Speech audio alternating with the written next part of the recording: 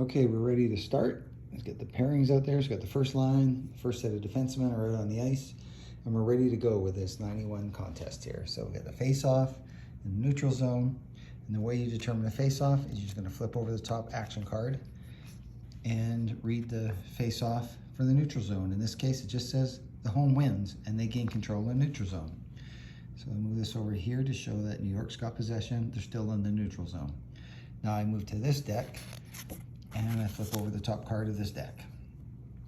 And this has got two basically ends of it. So at the bottom, it shows there's a neutral zone start. The top, it says defensive zone start. So if a team was starting out of their own end, I would move from this row down. And since how they're starting from the neutral zone, I'm gonna go from this row up. Now you notice on top there, it's in yellow and it says a chance for a penalty. Well, I'd roll a D6 to see if there was a penalty, but we'll get to that again in a little bit. So what I'm gonna do is I'm gonna put a token right here because it shows that I'm on this row. Okay, the Islanders, their choice was to play dump and chase. And so if I look at this card, along this row, they're either playing pass in or they're playing dump and chase. Well, they're playing dump and chase. And all that happened was they dumped the puck in, defender gains possession back in their own end. So Vancouver has possession back in their own end. That was 20 seconds of time. That's all that happened. The dump in didn't work well. If, for instance, so they were playing pass in, what it's asking is the puck possession team high D-man pass assist 3.5 plus? So you look at the guys on the ice, you can see, well, they're both greater than 3.5. Curver's a 6.1. So the answer to that is yes. So this little arrow means they're gonna move the puck to the attack zone. Forward is gonna get a shot from the slot. Now from up here, we would know that the forward is gonna be the right winger. The right winger on the ice right now is Steve Thomas, and his slot scoring number is a 4. So I'm gonna roll a D20 for him. If this was the case, it's not, but I just wanna show you how this works because Vancouver actually has a puck in their own end. But Steve Thomas has a 4, and Kirk McLean, as a goalie, is a 9. And you're gonna roll them both. I'm gonna roll the D20, which is the blue, the D12 is the red for the goalie. And what I'm gonna do is I'm gonna roll and see how it works out.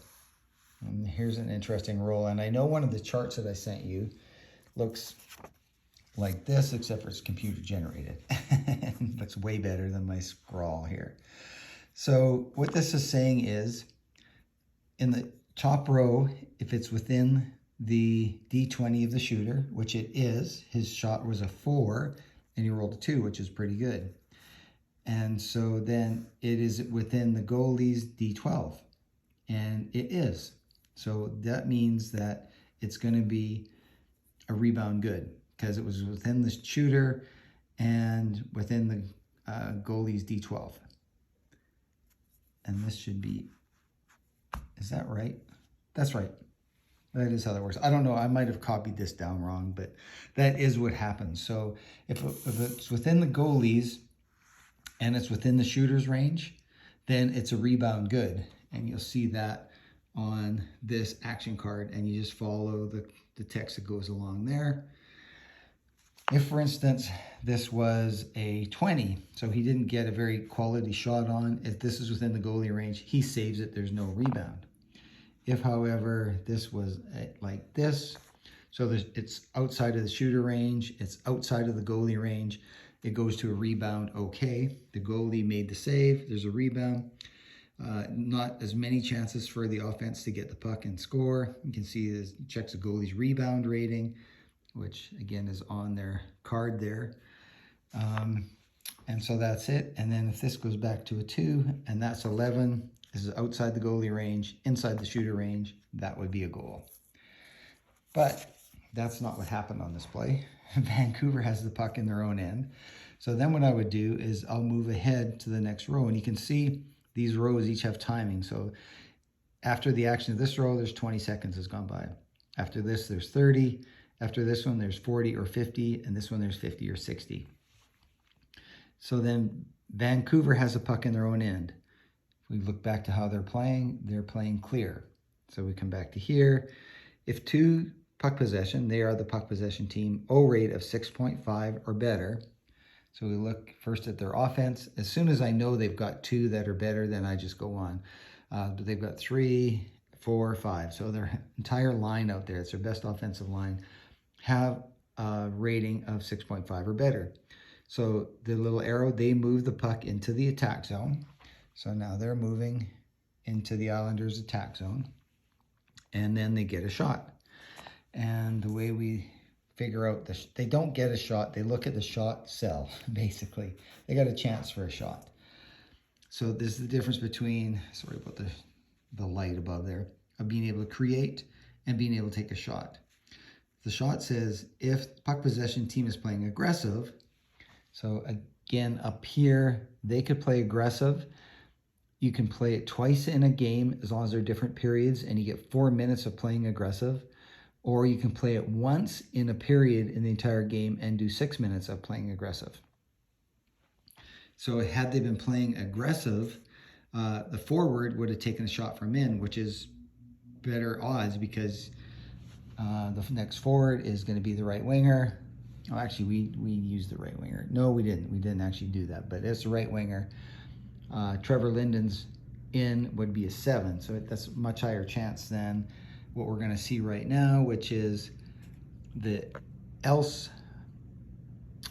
Oh, wrong. Sorry, down here. So then we're going to see the else, because they aren't playing aggressive. Off shoots from out. Who is off is the center. Center's going to shoot from out. Cliff Roning's out rating is a 2, so it's a difference of a 7 and a 2. So I was playing aggressive. That would be a nice reward to get. Okay, so what we're going to do is let's roll on it. So Ronning is a 2, Fitzpatrick is a 7. So we roll the dice, and it's a 14 for Ronning, so it's outside his, but Fitzpatrick made the save but couldn't control it. So it's going to be a okay rebound, so we flip this over. Puck is loose. If the puck possession, so Vancouver, D-men are active, again, they would have had this slid down to be active, but they're not active. So we go back to the card.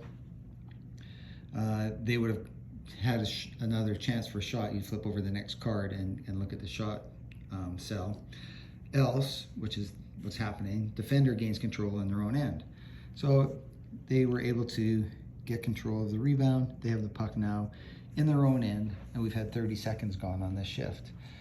Now they are going to move out, and they're playing clear also. So they move because the next row is just for coming out of the neutral zone, but because Vancouver skipped it, they go to the end. And from a timing perspective, I'll have to talk you through how that works.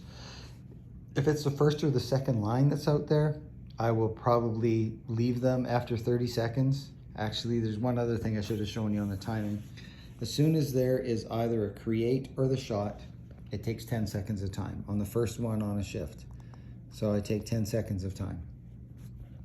So now that this one here, if you add 30 to it, it would be 40 seconds of time.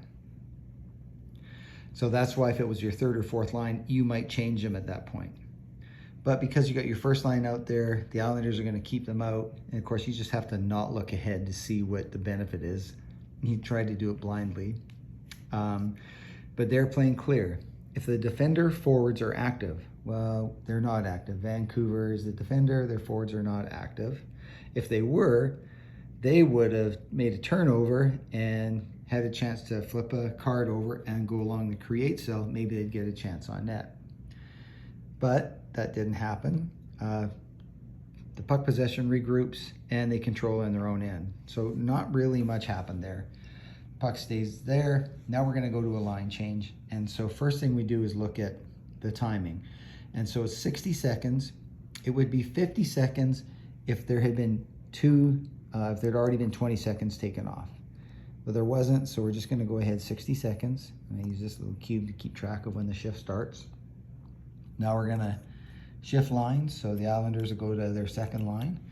Canucks will go to their second line. New York's got the puck in their own end. I just start from here again, flip this over. And here's a little different type of card. And I can't remember the number. I think there's 12 out of 48 are like this. And it's just to basically speed play along. And so it's a defensive zone start. So we're gonna look along the top. they're playing clear, which they are. There's a face-off in the neutral zone. Each one of these, as you can see, is 50 seconds. So that's a face-off is going to happen in the neutral zone. So basically the kind of play went back and forth. Nobody really did anything. Move 50 seconds along. That's the end of the shift. Rotate lines. Oops, lost that guy with the third pairing defense out. Okay, and now we're back to a face-off. So flip this over. High rated wins. How do you know who's high rated? The bracket. Adam Creighton is a 6. And up against Peter Nedved, who's also a 6. So this says, though, the right card fully on there, tie goes to the home team. And the face-off winning team controls in the neutral zone. So New York Islanders are going to get it. I'm going to flip over another card. They're going to start from the neutral zone. We know they're playing dump and chase. If their D-man is active, well, we didn't set them to active or anything for the start of the game. So then you don't even need to read the rest of that text. But if they were active, this is where Vancouver would have taken control of the puck, moved it to the attack zone, and then had a chance to turn over the next card and read on the create cell. So that's the risk reward of that. Now, for them, they're not active, so all that happens is the puck possession team moves to the attack zone. D-man is going to get the puck from out. So that worked out well for them. So they move the puck to the attack zone. The D-man, the next D-man up is the right D. The right D in this case is Rich Pilon, and his out rating is 2. So we got another 2 versus Kirk McLean's 9. So we'll roll it up, and we got a 14, and we got an 11. So the shot was on net. McLean made the save. That means there's going to be an okay rebound. Turn the card over. If the goalie rebound is 7+, McLean's rebound rating is a 9, then he basically holds a puck for a face-off. If it wasn't, New York Islanders would still control. The right D, which is Pilon, he would get another shot from out. But in this case, that was a save by Kirk McLean. And that is kind of the flow of the game. There's probably more to it, but I don't want to overwhelm you too much. I might do one more video here and add on to the end here. I think this is just meant to get you to think of a whole bunch of questions. I've got, for the board game, I've got all these tokens here for if there's penalties. Say, for instance, Sergio Momesso got a 2-minute penalty. I'm going to mark off 2 minutes, so he's at 18. So at 16, that shows when the penalty's up, shows that he's got it. The blues are also, because you need a lot of them, sometimes you get into some fights and whatnot, so you have a lot of guys in the penalty box. If a team goes on momentum, which we didn't really talk about, so momentum is an automatic 4 minutes if you score a goal on regular strength, or if you score a shorthanded goal, you're going to get momentum.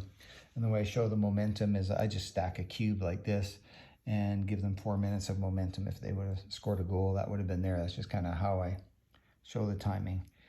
Anyway, I think I've covered a ton. You might need to watch this a couple times. I think I have not covered quite everything in the, well, it's a lot of it. Oh, here's one thing on this card here. Before I sign off, you can see the safe. This means if the defense is playing safe. So if the Islanders were playing pass in, and this is where they got into this cell. If Vancouver was playing safe, so they had that there, so they're playing safe. And you can play safe in 5 segments of the entire game. And I think you can't do them 2 in a row.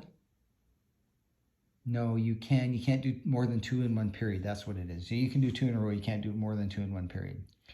And so if you are playing safe, instead of going through all this text here, you're going to come over, and it was a safe 3. And so you'd go to here and 3, safe result 3, puck possession gains or maintains possessions in the neutral zone. So they would have just gained it there. So that's the benefit that time of playing safe for Vancouver. BC, it's a little bit risk reward because you don't get control of puck very often. And there's still opportunities for the other team to create, but not shot. And maybe there's different terms rather than create and shot, especially shot, because it's so indicative of taking a shot. Maybe there's a create and a better create or something.